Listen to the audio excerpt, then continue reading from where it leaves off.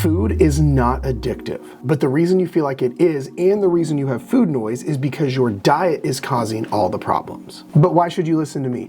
Over the last 15 years, I have helped thousands of busy women not just lose weight, but also completely heal their relationship with food and eliminate food noise. So in this video, I'm gonna show you the best diet for stopping your food noise for good. Which brings me to point number one, the best diet maximizes the amount of calories you're eating. The old way to lose weight is just keep dropping your calories until you reach your goal weight. But that's not the right way anymore, especially with someone like you. So let's say some formula tells you need to eat 1,500 calories per day.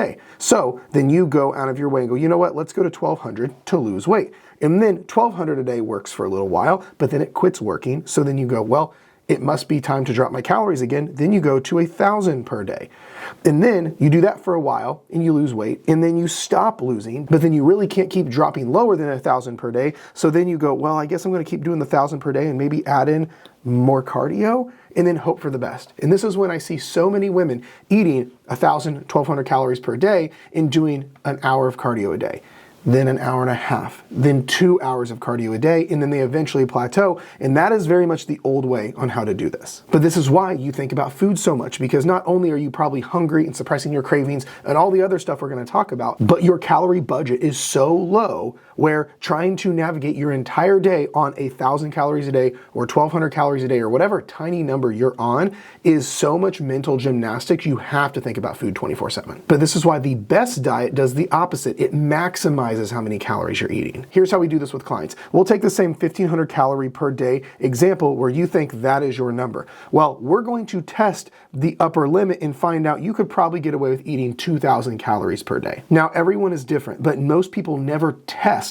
to see what their upper limit of calories are. They just assume whatever the app is or what the doctor said or the TDEE calculator online says is doctrine. But one of the first things that we do in our coaching program is see how high we can get our clients' calories to find that upper limit, so that way we have an abundance of how much they can eat. So we literally take what you think you can eat and actually test it, and this is when, let's say, we find out you can eat a lot more. But then once we establish that and then it's time for fat loss, that's when we drop into a small calorie deficit. So in this example, going from 2,000 calories a day to 1,700 calories a day. Much more sustainable than your 1,000 per day. But then the same thing is going to happen because plateaus are normal and weight loss does stall out. So when that 1,700 calories was working, we don't drop it again. We actually bump it back up to the 2,000 calories again and do a maintenance break. You have to understand that your body is an adaptation machine. So as you drop calories, it is normal for your body to adapt in what we call downregulate.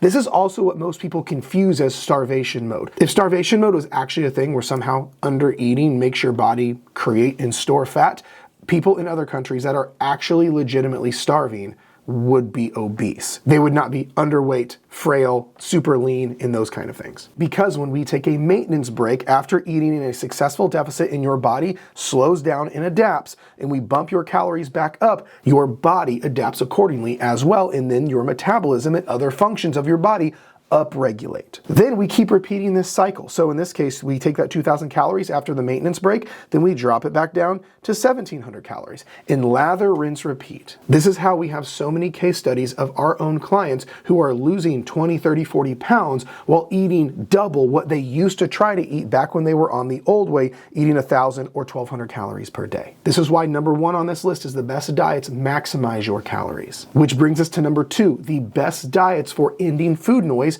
are not restrictive. Just assume as a general rule of thumb, the more restriction you have, the louder your food noise is going to be. First and foremost, we are designed to want what we cannot have. I mean, just tell a baby that they can't play with the outlet and they forget about the giant box of toys they have and they only want the outlet. But when you follow a very household trendy diet, it's no wonder your food noise amplifies. Can't have carbs? Think about them all day. Sugar's bad? Think about sugar all day. Super restrictive with your low calories like before? Now all you're doing is thinking about how much you want to eat. You're fasting and can't eat for 18 hours a day, so now all you want to do during those 18 hours is eat. This is why the best diet lets you lose weight and be successfully in a calorie deficit without feeling restriction, which means then your food noise goes away as well. This is why in our program, Dieting from the Inside Out, there is nothing that is off limits for our clients. It actually goes so much the other way, where we actually show our clients how to eat chocolate or the foods that they struggle with or have a poor relationship with in moderation, master moderation, and silence their food noise naturally. We have a framework we teach called the gas station method that Betsy is talking about here, where she's eating her favorite foods like chocolate or sweets or chips or cookies every single day while healing her relationship with food and losing weight. This is why restrictive dieting is very much like a bow and arrow. The more you pull back, the further the arrow launches. The more restricted you are, the more you think about food, and then you eventually send the arrow and end up binging on those foods. This is why if you struggle with mental food noise, you cannot be following a restrictive diet and expect it to go away. Which brings us to point number 3. The best diet helps you process your emotions instead of eating them. This is actually when your food noise has nothing to do with food, and it has everything to do with your nervous system looking for relief. Most people who struggle with their weight and food noise don't have systems for regulating and processing their emotions without eating them. Most people who struggle with losing weight, food noise, and overeating don't have actual systems in place to process their emotions. That's why they end up finding themselves eating or distracting. So think of it like this. This is your bucket. This bucket is, let's say, your emotional capacity. And then the blue line here is water in the bucket, so your emotions. Things like stress, overwhelm, anxiety, overstimulated, pressure, all of the things in your life. So because of this, you have an ongoing daily amount of pouring into this bucket of emotions. So this water line actually ends up increasing over time. And I want you to think of regulating and processing your emotions as taking the bucket to an appropriate spot and dumping it out. And then you come back and you have an empty bucket all over again. So because you don't have any systems or processes to do that, this water line keeps getting fuller and fuller until it eventually spills over. This is why emotional eating is so detrimental, because it's using food to suppress and not feel your emotions, because chances are, if you've struggled with this for a while or many years, your brain has now associated food with relief, or food with comfort, or food with safety. And because you experience those emotions every day, you're always thinking about food all day with lots of food noise. So if we just keep distracting and eating our emotions, this is when the water flows out, makes a mess everywhere,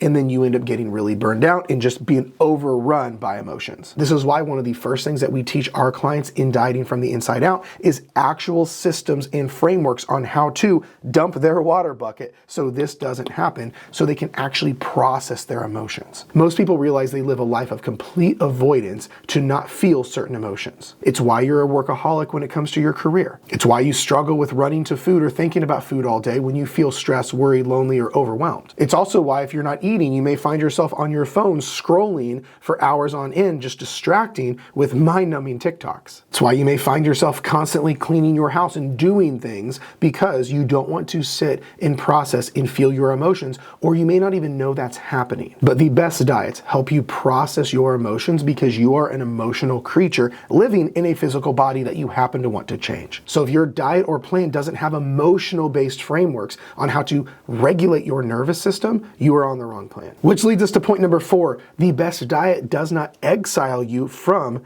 your social life. This is one of the most crystal clear examples of how your diet currently is causing your food noise, because if you're following a household brand name diet, let's say Weight Watchers, low calorie, low fat, keto, fasting, or any of the other ones that basically make it impossible for you to go out and enjoy your life, of course you are going to be thinking about what you're missing out on. How many times have you personally turned down or thought about turning down things like date night, dinner with friends, or even trips because you don't know how to manage your diet and all of those things? Let alone you might be a combo platter and have no way to process your emotions, and you're restricted, and you're following a diet that is too low calorie. It's why it seems really reasonable to just stay home and not go hang out with all of your friends and family and do the things you love because it feels safer. So not only are you going to think about what you're missing out on, but biologically, we are designed to want to be part of a tribe or a community of people. And the best memories that you are going to have and the experiences you are going to want to relive on your deathbed are usually going to involve other people and the foods that you are currently restricting yourself from because you're dieting. This is why so many women trying to lose weight and struggling with food noise feel very, very isolated, and that's the problem. This is why the best diets that help with food noise actually work the other way, where it shows you how you can go enjoy time with your friends, family, date night, trips, last minute dinners, ice cream after T-ball without any stress, anxiety, or food guilt. One of the biggest things that I'm so proud of that we teach our clients in our program is how to take the things that they value most in their life, family, trips, vacations, eating the same foods as the rest of their family every single night, and those kind of things, and making all of that work beautifully in their plan. Otherwise, if you're just walking around feeling completely isolated, one, you'll lose the weight and you'll go, I don't know if it was worth it. And number two, it is going to be a living hell the entire journey because you are only going to think about the food you cannot have and the people you are missing out on time with. And then lastly, number 5, the best diets cannot operate from a lens of lack. Have you ever noticed every time you started a diet or tried to lose weight, everything is through the lens of either lack or I can't or I shouldn't? Maybe something like this: those are bad foods, so you can't have them. Or those are too many calories, I can't eat that. Or, ooh, I can't do that, what's the scale gonna say tomorrow? Or, you know what, I shouldn't, I should be good and stay on my plan, the restrictive plan. Oh, I want that, but I can't have that. Oh, that has too much sugar. I can't mess up because I have to be perfect. Or I probably shouldn't, I'll just eat too much and I should just keep it out of the house. This is why most brand name trendy diets actually hurt your relationship with food and turn on your food noise because of not just this, but the entire process that we've been talking about in this video. Because when you spend so many years trying to lose weight, losing weight, gaining it back, and just failing on this journey, your brain starts to create a bunch of internal associations. That dieting is just restrictive. Food noise is just normal. Dieting and losing weight equals suffering. I may be losing weight, but my mental health is getting worse. But the problem is because that is repeated over and over and over again, your brain sees your history as its reference point and doctrine, so it just gravitates to it over time. But when it comes to the best diet that helps you not just lose weight successfully, but also heals your relationship with food and silences food noise, everything should be through the lens of abundance. How much can I get away with eating? I can have all foods in my plan. There is nothing that's off limits. I can go on all the trips, date nights, dinners, and ice cream trips with my kids because it all works in my plan. And if the plan or diet you're following doesn't match that, it's no wonder you cannot stop thinking about food and you have so much mental food noise. You'll want to go check out my 90-minute workshop. It's completely free here on YouTube, where I walk you through exactly the systems we use for our clients so they can lose weight without obsessing around food or their next meal.